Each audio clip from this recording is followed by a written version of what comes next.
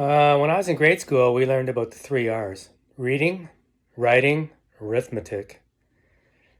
Now, think they still teach that stuff, although you'd never know it with the advent of social media, iPhones, Twitter, and some of the grammar we see these days, but I sound like an old parent. In functional medicine, we talk about the four R's and have been for 30, 40 years. When I trained after grade school and what R's were all about for functional medicine mid 90s, we were talking about removing offending foods and pathogens. That's R number one. Replacing digestive enzymes. Re-inoculating or repopulating friendly bacteria.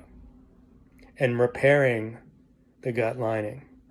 And the strategies we use in functional medicine to match up chronic illness, chronic disease begins in the gut, and what we need to do about it with some degree of structure, sequence, and using treatment modalities that make an impact on those four R's. And not surprisingly, that puts us straight in the arena of diet changes, diet therapy, either prescription or antimicrobial herbs, the importance of probiotics, prebiotics, respecting the gut in terms of what we put into it.